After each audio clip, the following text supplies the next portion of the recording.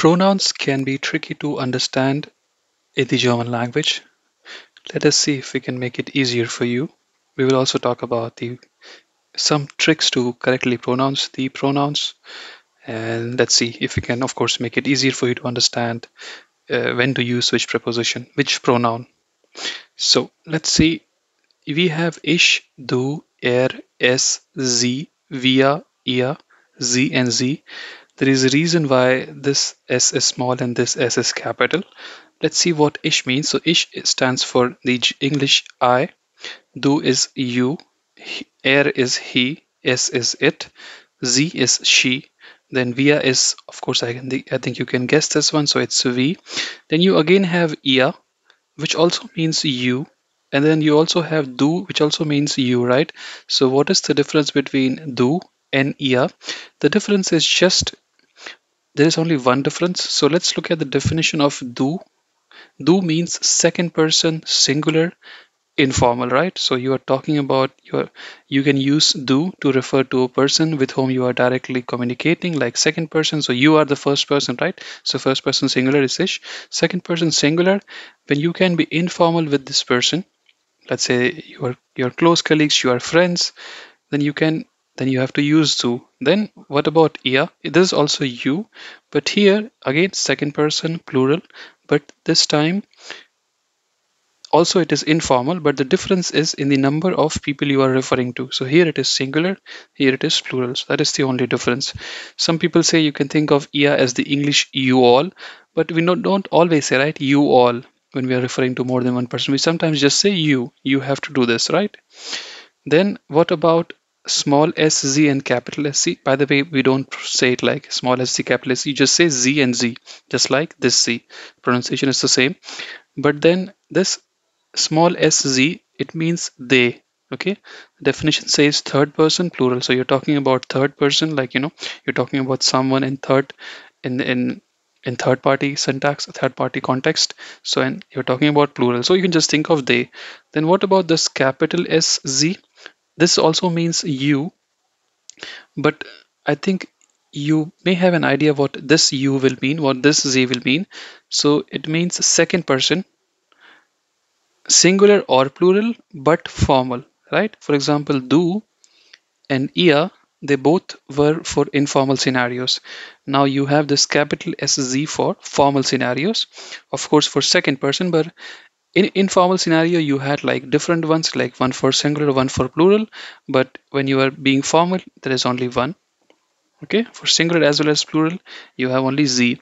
The reason it is in capital is that when we learn about when to capitalize a alphabet, the first alphabet of a word in German language, so let me give you an example. So you have this alphabet I in English, right? So it's always capital, in capital letters, right? It doesn't matter where it is in the sentence. Similarly, when this z, so doesn't matter where this is in the sentence, the s will be capital. Okay, for the other ones, they will be capital only the first alphabet, for example, of each I will be capital only when it is just after a full stop. Okay, when it is just starting, it is the first word in a sentence. I hope you get the idea. I don't think I have to explain you these definitions. Let me just tell you about air, s, and z. So air is third person, s is also third person, and z is also third person. But and they all are you're talking about just one person, and masculine, neutrum, feminine. Okay, via is first person plural. So first person singular is ich, I. First person plural is via, we. Hope you get this idea. Now let's look at, so normally your, like, your language teacher expects you to remember this table and you have to somehow by heart, and it is not that difficult to remember this. Okay, but then the question comes, like, when is something in nominative, when is something in accusative, when is something in dative? Again, to explain this, I mean, at least I need sufficient amount of time, but let's see if I can give you some tricks to just guess when this I will be. So let's say if you're you have to use ish, and when to use mish, and when to use mia when you are referring to yourself, right? So let's look at nominative. So nominative, usually whenever the pronoun is the subject of a sentence, it is nominative. Okay, so whenever the subject of a sentence is okay, the subject of almost every sentence in German, will be in nominative case. One example where even the object will be in will be nominative case is the verb sein. So you can think of the verb sein as to be, is, or am. For example, das bin ich. If you translate this to English, it will sound something like that is me, right? So just to tell you when you may need this to say that's been ish. Let's say you have a doctor's appointment or appointment at the insurance or wherever you have an appointment. You go and you arrive 5 minutes before your appointment and you sit there, right? Then the person at the reception calls your name, right? Mr. or Mrs. And then you say, yeah, that's me, that's me. So this is how you will say that that's been ish, right? I don't think I have to explain you these other examples. Then if you notice, so thus usually means that or this. If you notice here, thus is the subject of a sentence. But so bin is the verb. Bin, so you like sein becomes bin for uh, ish, sein becomes bist for du, and sein becomes is for RSC. I don't think that we will cover that in this session. For that, we have other sessions. But what I want to focus is that here ish, du, RSZ, via, ia, zz, they are the sub object of the sentence, right? Subject of a sentence is thus, object is ish. Okay, so still, so when you are using the verb sein, the object is still in nominative, and therefore you have to use nominative pronouns. Then what? One more exception is the verb werden, but I don't think we need to cover that right now. Then when is it in accusative, right? So I have two scenarios for you to remember. One is that we have a set of prepositions in the German language. Two examples are few, meaning for, usually meaning for. Then you have ohne, meaning without. Whatever comes after these prepositions will almost always be in accusative case. So if you happen to have a pronoun over after these, if you happen to say a sentence where you are using uh, either few or ohne or other set of prepositions, then it will be what comes after preposition will be in accusative case. Okay, so you have to use accusative pronoun or accusative pronoun. Now I have titled this point as after an accusative preposition. Um, we don't actually call them accusative prepositions. So the better way to remember this is like prepositions after which the noun should be in accusative case, but you can just call them accusative prepositions. So you also have dative prepositions. Then you have like something called as Wechselpräpositionen. So after them things can be accusative depend or dative depending on the context. But for example, if you can remember find out all the accusative prepositions, then what is the other scenario? So the other scenario is the direct object of a sentence where an accusative verb is used. Again, here I write accusative verb in double quotes. We don't actually call something as accusative verb. What this means is that, so when you write a sentence with a verb, that verb, the sentence can have more than one object, right? It can have a direct object, it can have an indirect object. What is direct, what is indirect? For example, if I say, I give the book, right? So I is the subject, the book is the object, right? It is the direct object. Like what is being given, the book is being given. But if I say, I give you the book, right? So you is the indirect object, right? To whom is the book being given? So that is what direct indirect object is. But we have already covered that in other sessions. So the direct object of a sentence where an accusative verb is used, there it will be in where you have to use accusative pronoun. So du hörst mich, it means you hear me, ich höre dich, like I hear you. Notice the subject here, we are using nominative pronouns, right? Here we are using for the object as accusative pronouns. I think you get that. Let us look at the scenario where it will be dative. Again, here we have three scenarios. One scenario is that, so I think you can guess it. The way you have accusative prepositions, similarly, we also have dative prepositions. For example, nach meaning after, for meaning before, mit meaning with. Okay, so here what comes after them will be in dative case. For example, if you want to say after you, so it will be nach dir or nach ihnen, depending on whether you are being formal or informal. What is the other scenario? So let us look at this first of all. So indirect object of a sentence where an accusative verb is used. If you notice this one, so indirect object of a sentence where an accusative verb is used. Here we said direct object of a sentence where an accusative verb is used. So the verb being used is still the same. It's just that here you have the indirect object. So you have, for example, ich schenke. Okay, so here let's see. So schenken is to means it means to gift, right? So if you say ich schenke, so the question will be what are you like gifting, right? So let's say if I'm gifting a computer or like okay, so one there are different ways to say computer in German. One is like Rechner, and if I say einen Rechner, okay. If you don't know what einen is, this is indefinite article, and here it is in accusative case. So Rechner here happens to be in accusative case because it is the direct object. So if I say I gift, you will ask, okay, what are you gifting, right? So a computer, and then more questions will be, okay, to whom are you gifting, right? So to whom is the gift being given, or to whom is the computer being gifted, right? So it will be dative case. So mia, dia, im. I hope you get this one.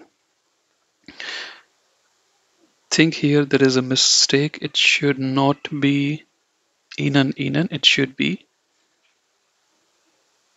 z and z because accusative. Now, so I hope we covered all of these scenarios. Now, yeah, there is one more scenario for dative. So other one is that this the way we have accusative verbs, again, we don't call them accusative verbs, it's just that it's easier for you to remember. So the same way we have verbs which normally just have one object. Okay, the verbs are helfen, gefallen. So helfen means to help. Gefallen means to like. Begegnen means to face, face someone. Gehören means to belong to someone. Sagen means to tell or to say someone. Now, when you have these verbs, right, the object will be in dative case. For example, ich helfe mir, I help myself, or I help me. Ich helfe dir, I help you. Okay. So normally when you have so you have a set of dative verbs, and if you try to make a list of accusative verbs and dative verbs that you need in daily life, I think you will not need more than 80 to 100 dative verbs. Accusative verbs, I mean, the list can go on and on, but I think 2000 to 3000 verbs should be enough. So it is good to know how many dative verbs you need in daily life. Okay. Then whenever you see any other verb, you can just assume it to be an accusative verb. So scenario is object in a sentence where a dative verb is used. I hope this is the third scenario. You understood it. Now what? So also, just to be more precise, these pronouns are referred to as personal pronomen, like personal pronouns. We also have other pronouns, for example, mine, thine, but I, I mean, you can call them pronoun, but you can also call them article. That's why I'm not covering that over here, just to make sure, like here by pronouns, I mean pronomen, but I mean personal pronomen, like personal pronomen or personal. Like with this, you are talking about people. Then you have this special pronoun that is man. Don't get confused this man with man, that means man.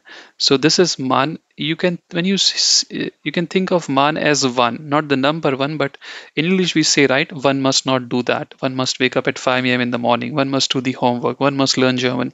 One. So you can say that with man. When you say man, you can think it of as third party singular. Okay.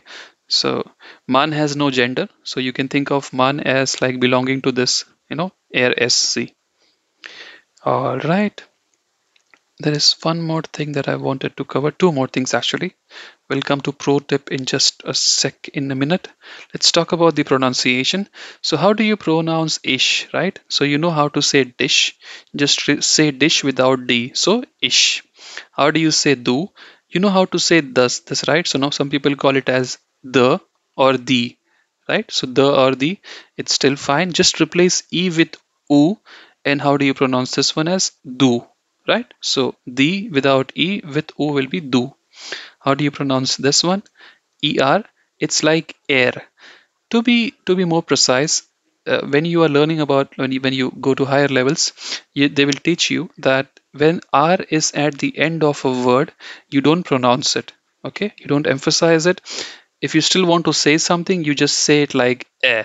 Okay, so to be more precise, to say this one, you say air without R. So it's just air. Okay, air.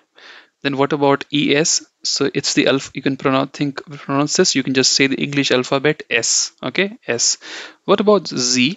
You can say it like the English alphabet. So we say Z, but here I want you to pronounce it as Z, right? We say, right, A to Z, Z. Then what about this one? So don't pronounce this as Veer. Okay, it is not like that. So how do you pronounce this alphabet? V, and this right? So just say we together. We okay, we. Then this one IHR. So the alphabet E and the alphabet So ear. Okay, via ear, via ear. Then you have mish and dish. Of course, if you know how to say ish, like the sh of dish. So mish will be mish like dish, right? Replace D with M and you get mish. What about dish? I think we did, like you just say dish. What about een? So the English word in, right? So it's in.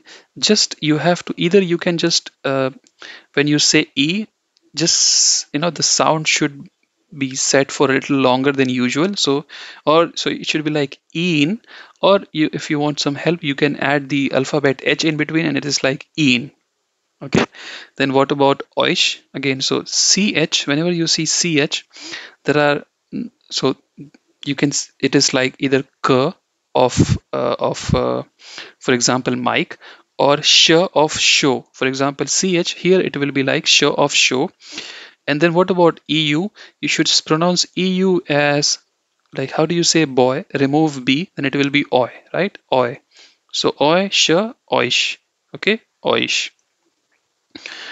Then what about mia? Again, it's, how do you say me, and then mia, Mia. Okay. Other way to think of this as, like, you just say mi, that is me. You don't pronounce the r part. And for r you say so me, Mia. Okay, Mia. Then this one, of course, the dear. Eam, again say eam, but prolongate the way you sound uh, I. It should be eam. Okay, or you can add the alphabet h in between. So eam. Okay, then what about this one? IHNEN. It's very simple. Say none and then say alphabet E before that. E none. Okay, E none. I hope you got it. I'll just pronounce all of these ones so that you know how to pronounce them. Of course, you can also, you know, uh, look for pronunciations online, but I think you can also, the way I pronounce is also correct. So ish, do, air, s, z, via, ia, z, mish, dish, in, s, z, uns, euch, sie, mir, dir, ihm, ihr, uns, euch, ihnen. Now, so what do I mean by pro tip, right? So I told you about, like, when is something in accusative, when is something in dative, when is something nominative. Again, you can remember, you can use these tricks, but the best way to, like, bypass all of this is that when you learn verbs, when you learn a verb, always learn a verb in its entirety. What do I mean by that? When you learn the verb hören, don't just learn hören. Like hören means to hear. Learn it like this: JMD and hören, and you pronounce. So JMD is nothing but it is jemanden. Okay, I'll write this over here for you. It is a short form of jemanden. And then you have JMDM. It is a short form of. So it's just jemanden, but without N, with M. So it is jemandam. They both means someone. Okay, they both mean someone. Jemanden means someone in accusative. Jemandam means someone in dative. Okay, so when you learn hören, learn it like this: jemanden hören. Then after hören what will come. It will be in accusative case. Grüßen means to greet. Learn it like this: jemanden grüßen. Okay, to greet someone, and that someone has to be in accusative case. Then weiterleiten means to forward. Normally we use this when we're referring to forwarding something in like via email, okay, or like something in a digital way, right? You are forwarding a message, a photo, a PDF. I hope you get the idea, right? Weiterleiten.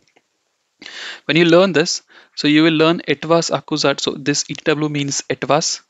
It means something, and that something has to be in accusative case. Then you have this preposition an, and what comes after an, it will be in accusative case. To forward something to someone. Okay, here an means to.